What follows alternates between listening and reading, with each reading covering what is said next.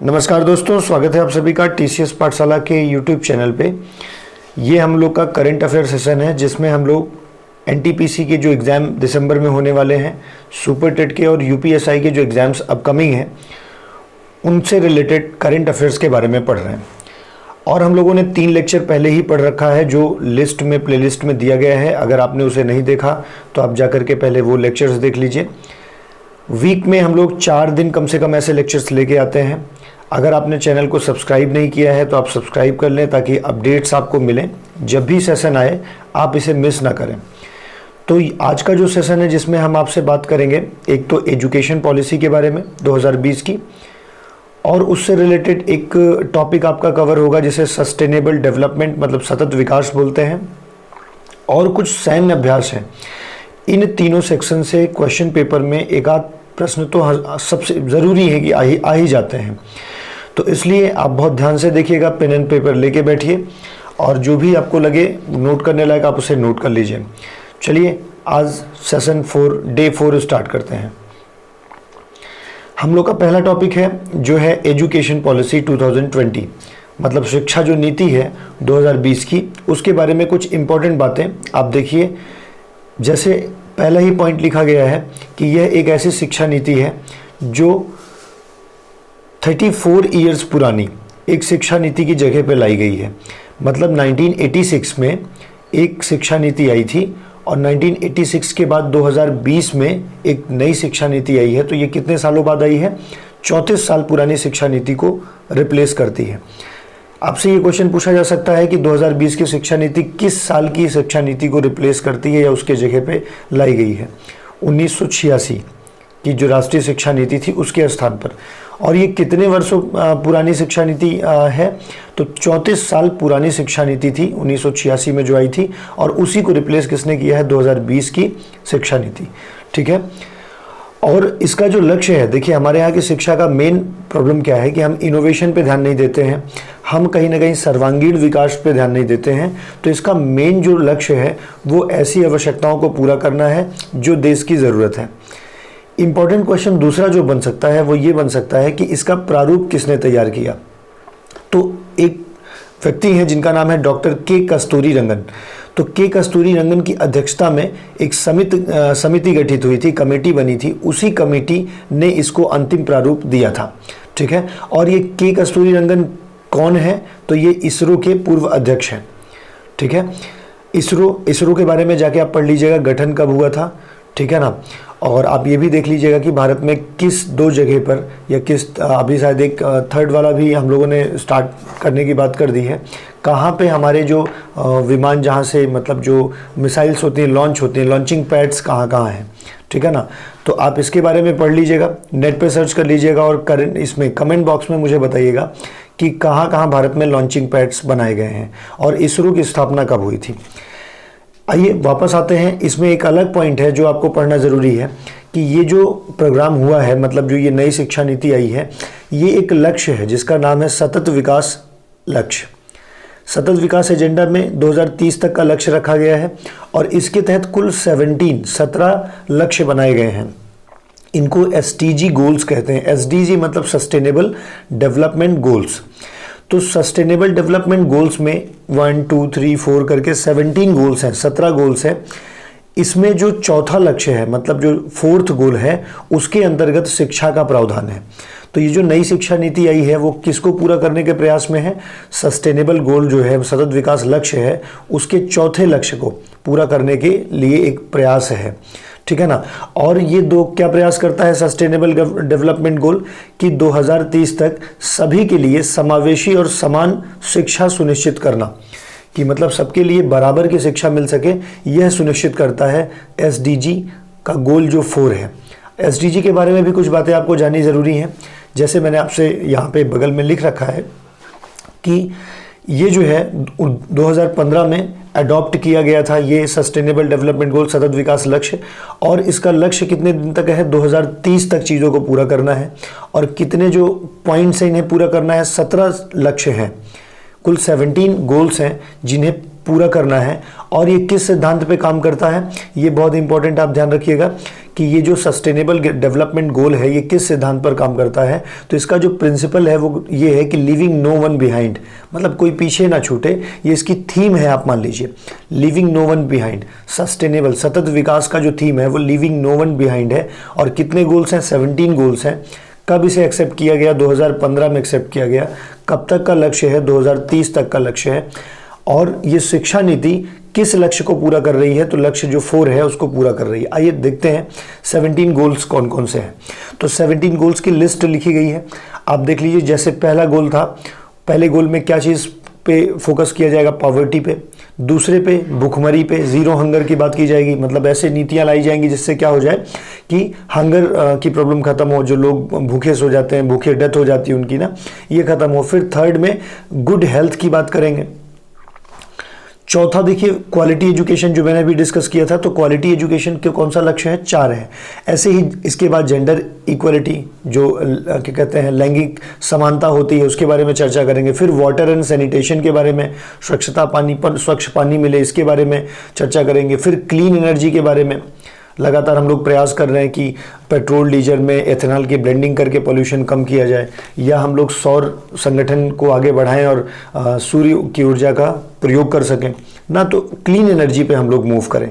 इस तरीके से आप देख रहे हैं ये कुल कितने लक्ष्य हैं, 17 लक्ष्य हैं। इसमें से कुछ बहुत इंपॉर्टेंट ये हैं, जैसे कि गोल 9 मतलब इंडस्ट्री, इनोवेशन और इंफ्रास्ट्रक्चर। डायरेक्ट आपसे पूछ सकता है कि कौन से लक्ष्य के बिंदु में या सस्टेनेबल डेवलपमेंट का कौन सा लक्ष्य है जो उद्योग धंधों पर प्रकाश डालेगा या उस पर नीतियां बनाई जाएंगी। तो लक्ष्य 9 ये क्वेश्चन तो पूछा जा चुका है। गोल 6 मतलब कि जो लक्ष्य नंबर 6 है, इसके अंतर्गत क्लीन वाटर का बात किया जाता है।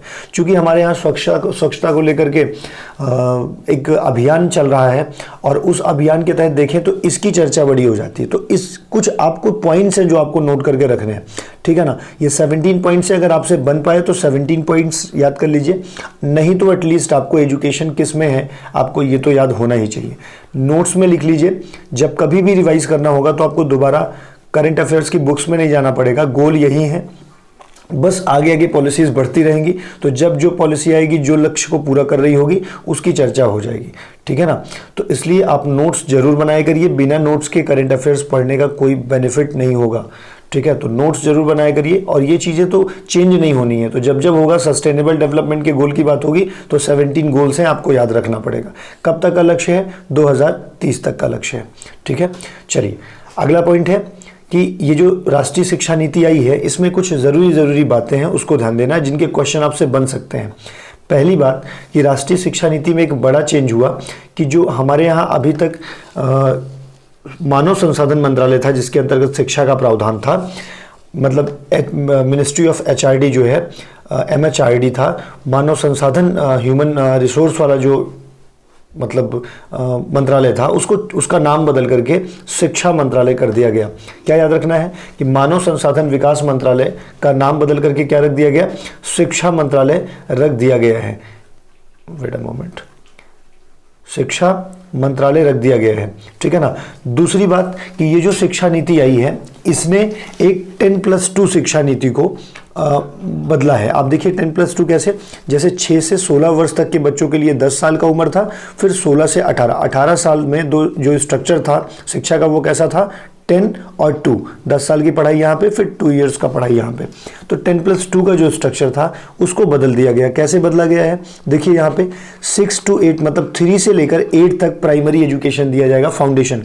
तो 3 से 8 पढ़ेंगे तो वो 5 साल का हो जाएगा, सो दिस इज 5 इयर्स। फिर उसके बाद यहाँ पे देखिए 8 से 11 कितना होगा, 3 साल होगा, तो 5 के बाद 3, फिर 11 से 14 कितना साल होगा, 3 साल होगा, फिर 14 से 18 कितना होगा, 4 इयर्स होगा। तो आप देखिए ये पूरी की पूरी नीति बनी है 5, 3, 3, 4 के पैटर्न पे। पहले कैसी थी, 10+2 के पैटर्न पे थी, अभी कैसी है 5, 3, 3, 4, मतलब 3 वर्ष से शिक्षा चालू होगी और 18 वर्ष पे जो क्या कहते हैं शिक्षा का ढांचा है वो कंप्लीट होगा, वो 5, 3, 3, 4 के स्ट्रक्चर में होगा, ठीक है, ध्यान रखिएगा, ये आपसे पूछा जा सकता है, बहुत ही इंपॉर्टेंट है। ठीक है, तो ये स्ट्रक्चर भी यहाँ पे दिया गया है कि नई व्यवस्था 5, 3, 3 और 4 की प्रणाली पर गठित हुई है और ये 3 to 8 अलग होगा, 8 to 11, 11 to 14, 14 to 18। ठीक है ना, तो यह आयु बच्चों के लिए 10+2 वाले स्ट्रक्चर को बदल करके रखी गई है। ठीक है, चलिए आगे की बात करते हैं। ये बहुत ही इंपॉर्टेंट टॉपिक है, आपको कहीं पे भी मिल जाएगा, बट एक जगह पे मैं आपको पीडीएफ अवेलेबल करवा दे रहा हूँ। आपको अगर पीडीएफ चाहिए इसकी तो आप टीसीएस पाठशाला चैनल है टेलीग्राम पे, वहाँ पे जाकर के इस पीडीएफ को डाउनलोड कर सकते हैं। प्रमुख सैन्य अभ्यास, इसके क्वेश्चंस बन जाते हैं, कौन से दो देशों के साथ हुआ है, नौसेना अभ्यास है या थल सेना अभ्यास है, तो 1 by 1 हम लोग डिस्कस करते हैं। ये पूरी लिस्ट आपको पढ़नी पड़ेगी। देखिए, जैसे पहला है पॉसेक्स।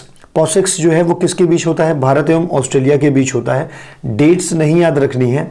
अब की बार कहाँ हुआ है, इंडियन ओशियन में हुआ है, और कैसा अभ्यास है, नौसेना अभ्यास है। ठीक है ना। दूसरा इंद्र नेवी। अब ये इंद्र जो है वो किसके साथ हुआ है, भारत और रूस के साथ, ध्यान रखना है। ठीक है, कैसा अभ्यास है, नौसेना अभ्यास है। मिलन, ठीक है ना, मिलन एक बहुपक्षीय देशों, मतलब बहुपक्षीय देशों का मतलब है एक 2 से ज़्यादा देश, कई देश यहाँ पे थे। मिलन जो है वो कहाँ पे हुआ है, आंध्र प्रदेश में हुआ है, बहुत इंपॉर्टेंट नहीं है। ठीक है, आगे बढ़ते हैं। अजय वारियर बहुत ज़रूरी है, पेपर में क्वेश्चन पूछा गया है। अजय वारियर किन 2 देशों के बीच में, तो भारत और यूके के बीच में हुआ है। ठीक है ना, और ये कैसा अभ्यास है, थल सेना अभ्यास है।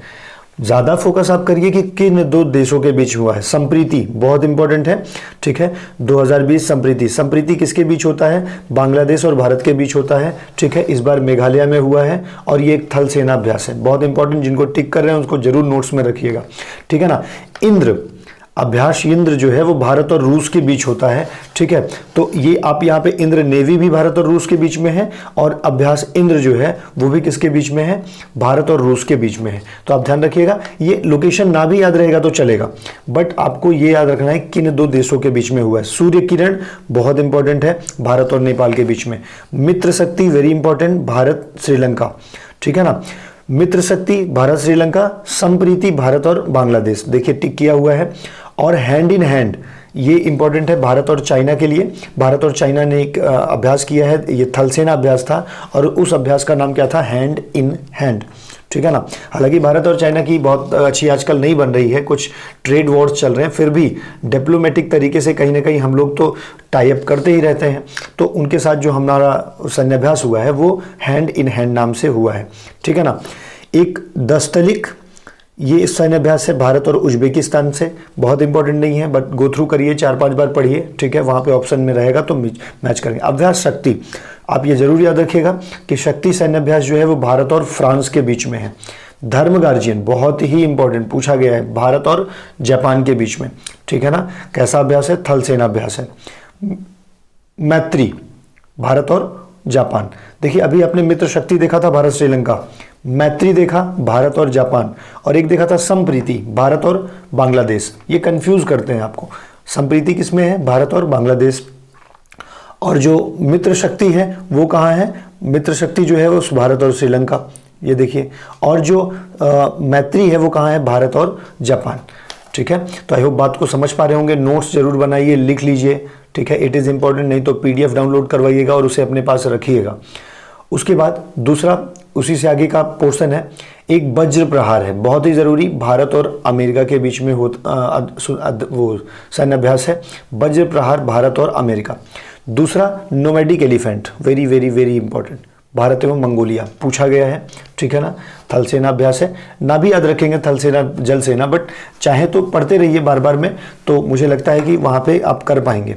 ठीक है ना। भारत और मालदीव के बीच में अभ्यास एक्वेरिन, ठीक है, ये है not so important, but Kazind is very important. Kazind जो है वो किसके बारे में, भारत और कजाकिस्तान। देखो आप इसका ट्रिक मतलब है, आप इसको समझ सकते हैं। काजिंद है, काज का मतलब कजाकिस्तान, इंड का मतलब इंडिया, तो कजाकिस्तान और इंडिया, तो इस पर ज़्यादा टेंशन नहीं लेना, ये तो देख करके ही समझ में आ जाता है कि काजानिन जो है कजाकिस्तान और इंडिया के साथ हो रहा है, तो ऑप्शन आप मैच कर लेंगे। मालाबार, ठीक है, भारत, जापान और यूएसए। एक इंपॉर्टेंट खबर इसमें ये है कि ये बंगाल की खाड़ी में हुआ था। ठीक है, अब की बार 2020 वाला, इसमें 2020 वाले में जो मालाबार अभ्यास है उसमें ऑस्ट्रेलिया भी सम्मिलित हुआ है भारत के आमंत्रण पे। तो 2019 में तो 3 ही देश थे, शुरुआत हुई थी भारत और अमेरिका की, बाद में जापान को भी ले लिया गया, और 2020 का जो सैन्य अभ्यास हुआ है वो बंगाल की खाड़ी में हुआ है, और उसमें क्या हुआ है, ऑस्ट्रेलिया भी साथ में आया है, तो 4 देश हो गए हैं। तो मालाबार एक्सरसाइज में 2020 में कौन देश सम्मिलित हुआ है अधिक, वो कौन सा था, ऑस्ट्रेलिया। ठीक है, मैत्री, ठीक है, याद करिए मैंने अभी थोड़ी देर पहले आपसे क्या बताया था, एक मैत्री अभ्यास बताया था। ठीक है, और एक यहाँ पे देखा आपने संयुक्त सैन्य अभ्यास है मैत्री के नाम से ही, और ये किसके बीच में है, भारत और थाईलैंड के बीच में है। उसमें और इसमें थोड़ा सा अंतर है, आप ध्यान रखिएगा, वहाँ पे सैन्य मैत्री अभ्यास लिखा रहेगा और यहाँ पे केवल मैत्री अभ्यास लिखा रहेगा। तो केवल मैत्री पूछेगा तो किसके बीच में है, भारत और थाईलैंड। सैन्य मैत्री पूछेगा तो भारत और जापान, और अगर आपसे पूछेगा मित्र शक्ति तो भारत और श्रीलंका, संप्रीति पूछेगा तो भारत और बांग्लादेश। ठीक है, और आगे बढ़िए, एक स्लाइनेक्स है, स्लाइनेक्स आपको याद रहेगा, SL बराबर श्रीलंका, IN बराबर इंडिया, EX बराबर एक्सरसाइज। तो स्लाइनेक्स आपको याद रहेगा, बहुत टेंशन नहीं लेना है। ठीक है, कारपेट भारत और थाईलैंड के बीच में है, पढ़ लीजिएगा। युद्ध अभ्यास, ये युद्ध अभ्यास के नाम से ही होता है और ये भारत और अमेरिका के बीच में होता है, इंपॉर्टेंट है, नोट कर लीजिएगा। युद्ध अभ्यास 2019 ना भी याद रखिए, तो बस इतना याद रखिए, युद्ध अभ्यास किन 2 देशों के बीच का सैन्य अभ्यास है, भारत और अमेरिका के बीच में। ठीक है, और गरुण इज इंपॉर्टेंट, अभ्यास कोकड़ आप छोड़ सकते हैं। गरुण जो है इसका 6ठा संस्करण था, भारत और फ्रांस के बीच में। ठीक है, वायुसेना अभ्यास है, और गरुण भारत और फ्रांस, बार बार रिवाइज करिए। युद्ध अभ्यास भारत और अमेरिका, मैत्री क्या है, भारत थाईलैंड, और सैन्य मैत्री क्या है, भारत जापान, संप्रीति क्या है, भारत और बांग्लादेश। ठीक है ना, और मित्र शक्ति क्या है, भारत और श्रीलंका। ठीक है, अलग अलग नोट्स बनाइए, बार बार पढ़िए, and this will improve you. ठीक है ना, एक बार में करंट अफेयर्स नहीं याद होते हैं, लेकिन एक बार पढ़ोगे, दोबारा जब कभी एग्जाम के लिए प्रिपेयर करोगे तो ये सब आपको याद रहेगा। इसीलिए बोल रहा हूं कि आप इसे क्या करना है, आपको इसे नोट करना है और बार बार रिवाइज करना है। चलिए, तो इतनी बातें थी जो आज के सेशन में मुझे आपको बतानी थी, 2 बहुत ही इंपॉर्टेंट, जहां से 1 नंबर कवर करता ही है एग्जाम, तो जरूर इसे कवर कर लीजिए ताकि ये परीक्षा जो आने वाली है ये आपके लिए बेहतर हो पाए। कुछ भी छोड़ना नहीं है, हम आपके साथ लगातार लगे हुए हैं, यहाँ पे वीडियोस आपको दे रहे हैं, और जो भी मदद हो पाएगी मैं लगातार कर रहा हूँ।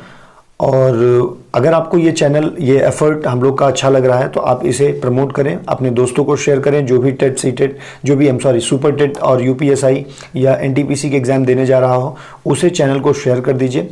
ठीक है, आपकी फ़ीस यही है कि आप एक बच्चे को शेयर कर दें। ठीक है, thank you very much, will meet once again in next video, अगले वीडियो में मिलेंगे। ठीक है, धन्यवाद।